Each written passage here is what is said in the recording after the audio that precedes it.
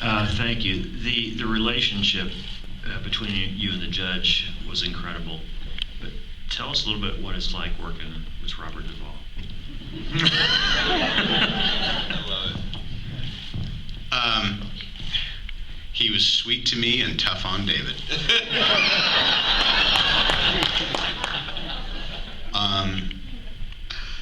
But I think it's this thing too, you know, the script demanded that a man of his age basically take as big a risk as he's taken in the entirety of his career last year. And so there's always this huge trust factor that goes like, wait, you're asking me to do this and that and the other thing, and I have to play this kind of guy and blah, blah, blah. So, you know, but my endorsement and Susan's and mine's endorsement of David was such that we just knew, like, this story came from a personal experience that our director had, and he's a really good shepherd of this stuff. And he went to Strasbourg, he went to film school. He didn't go to hit comedy school. You know? He's like seriously bright, you know, thoughtful, like a real director. And Bobby's like, never heard of him. What is this, Wedding Thrashers? You know? And I'm like, Bobby, I'm telling you, he's good. He's good. Yeah, we'll see. But Bobby is the most delightful guy you will ever meet. But don't talk about the process with him. You know, I go, Bobby, I was thinking on this scene, I'm just feeling like Hank. He goes, talking and listening and talking. I'm like, right. But also it's talking. Listen. Action. Cut. I was like, okay. You go out to dinner with him and go, yeah, once I was this gal from Argentina and we were tango dancing and I had the best ribs I ever had. Okay, that's scene while talking. Listening. And what that really comes down to is there is this unmatched passion for the sanctity of what, you know, the moment. Yeah, I love to talk. All right. Yes, up here. Go ahead. Yes, we'll get you a mic. Hold on just a moment. The film is a transformative. You see a transformation in many of the characters as you're acting it and producing it. Is there also a transformative impact for you, a from, through, to, that you noticed in your own life? I gotta know, it's my hand, isn't it? I gotta know who's making that. I'm just trying to figure out if it's me. Okay. This strangely feels like a sex toy right now. Here's all I want to say. I'm standing 40 feet around the corner, and I just hear the scene where he says, best judge I ever knew, you are. And I could start crying right then.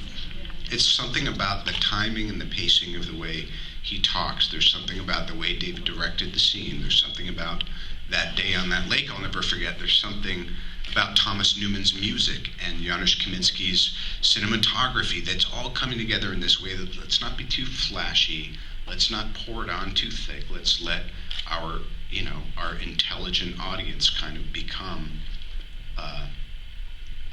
like a witness to and a family member in this thing.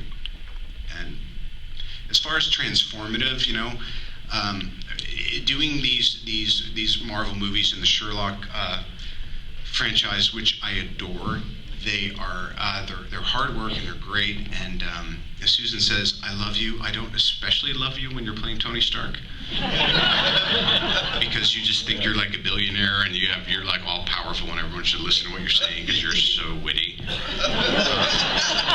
She goes, when you're playing Sherlock, you're so smart and you figured everything else out. She goes, I still love you, you're a sweetheart, you're a good dad, good husband, all that. She goes, but anyway, there was something about essentially just playing an extension of myself and forming it in this guy from here. The singer, and he does all that stuff. Whatever. So he has. You just take. I make faces for cash and chicken. But if you put music on with Robert, he will. He's like a conduit, and it just kind of flows through him, and stuff happens, and it's really cool. I've done with two directors in my history, one of whom David's gotten to know a little bit lately. Oliver Stone plays music all the time. Sometimes he has to stop so you can say your dialogue. And then David used it in this way where we kind of had theme songs for everything we were doing. Yeah, that's cool. Good. Let's see another question. Yes, hold on. We'll get you a microphone. Great. Okay, we'll do up there and then we'll come right back to you. Yes, go ahead. Yes, this is to Robert. I don't know if I'm on. On? Okay. Now I'm on. Okay. Robert. See how I feel? Mike too. The question is preparation for the legal part of it, being a lawyer, and having to do the legal terminology. I think I'm going in and out here. Just legal terminology. The legal and prep time for you. Right. Well, it was certainly nice to be on that side of things. I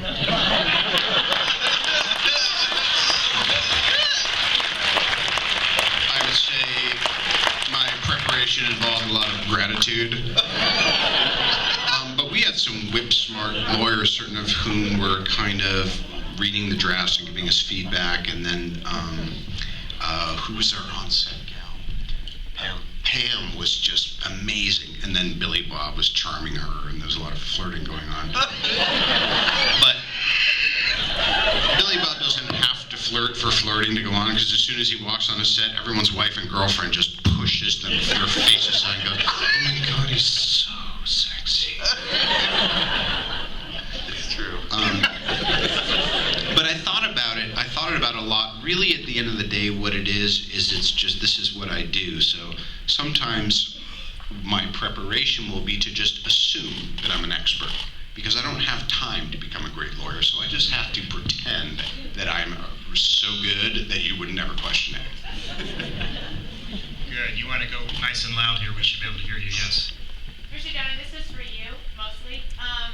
The film is just a roller coaster of emotions. You have your audience laugh and cry. How did you really get into those moments and really convince all of us that we feel the emotion that you're feeling at those moments? Like you said that you'll play the music and get into that, but do you play back times in your life where you've gone through hard times, or how do you really get us to feel those emotions? So the question is, how do we get the emotions, a roller coaster of emotions, different emotions throughout the film?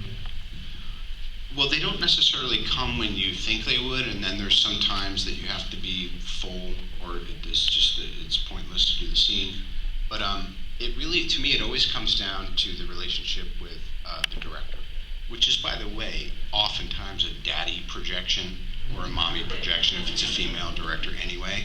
So it's kind of like all of my unfulfilled needs are is because of that prick, or whatever. And believe me, we're neurotic enough without like a big stress load. And what did we do? I mean, we just talked and we became very close, and he revealed things to me about how he felt about, when your mom got sick and my mom was sick, or we thought about dads in general and how you want to connect with them, and how honestly, if you seek to understand a little bit rather than to be understood, there's this kind of transformative thing happens. But the key word that we always used was salvation.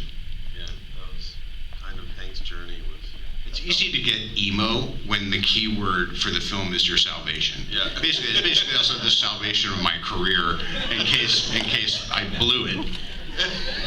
Can we just not release the movie? No, but Warner's just putting it out. Yeah. So, David, can you expand a little bit on that? Were there scenes that you then elongated when he was in the right moment? Were there times when you said, okay, we're going to go a bit longer here? We talked everything through, and we really had like this amazing rehearsal process. And it started with a day when we went through the whole movie together for like 6 hours, and it was really a beautiful day. But what was interesting to me about your process, and I try to always start as a director by listening. You start by talking a lot towards the actors. You're convincing them to do the movie, or we talked for years creating the movie together, and so there's a lot of understanding going on already. But then once they start to do their thing, I always want to listen first and just see if it's landing on me. I try to be an audience member all the time, and you made two very specific decisions very early on, that you were not going to cry in the boat when he complimented you at the end of the movie, which was a very ballsy decision, because that's the moment you expected to happen, and that you were going to cry in the courtroom when you lost the case. And I thought that was almost a reversal of the expectation of the character, and it was certainly written differently. And I thought it was just such a mature, sophisticated choice. And my first instinct when I heard it was like, I had read the script differently, but I just kept it to myself. Or I'll talk him out of it on the day. But There's a lot of talking me out of it on the day. No, but I stuck with those. No, you Those did. were brilliant decisions, and it was really, yeah.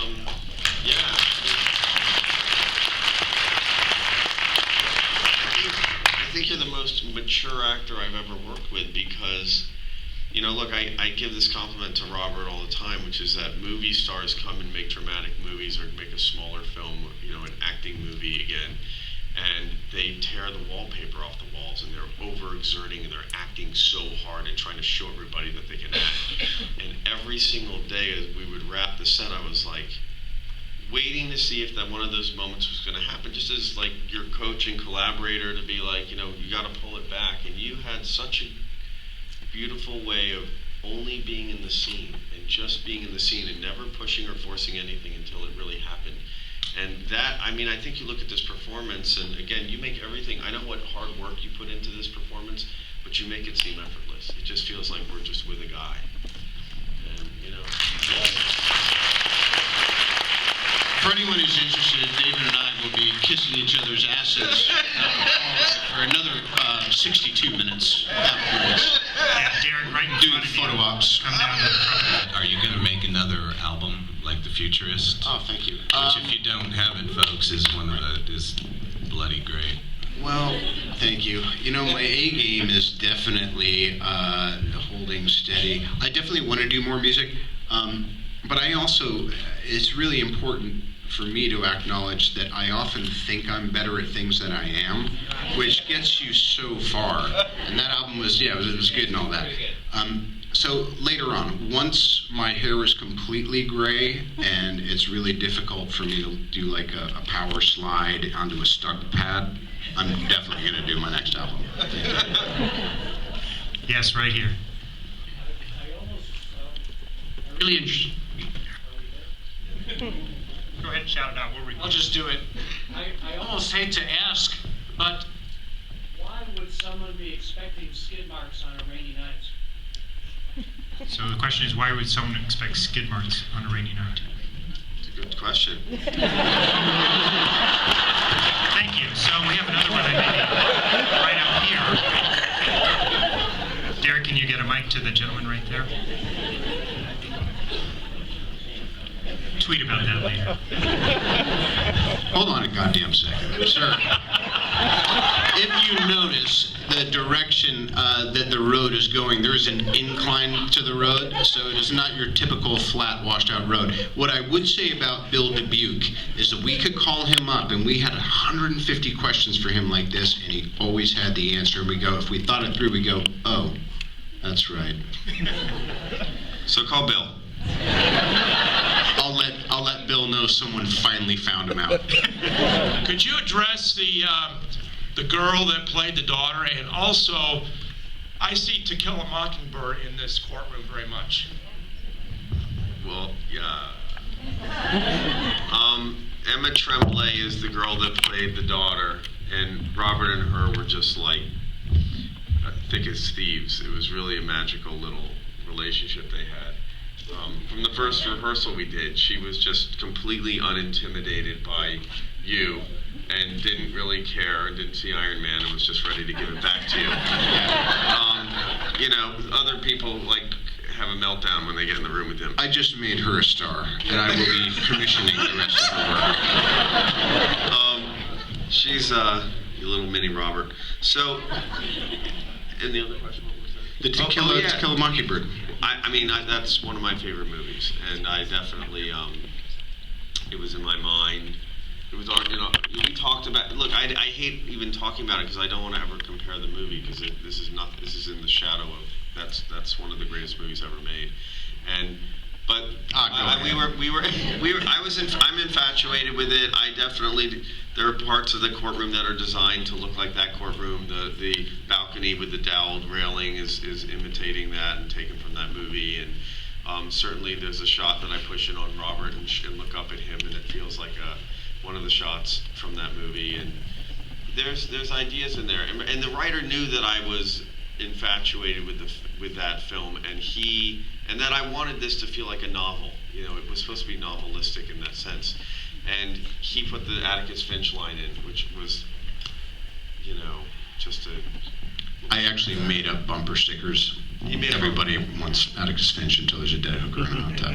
I think it's just, what a great bumper sticker. Yeah. And then we put Boo Radley in the movie. Yes, we did. All those things. Let's see if we can get a mic to you. Hold on, right. Hannah, are you on this side? Thanks for sticking around, by the way. After this movie, I would usually want to go, like, take a steam bath, call my dad, call my therapist.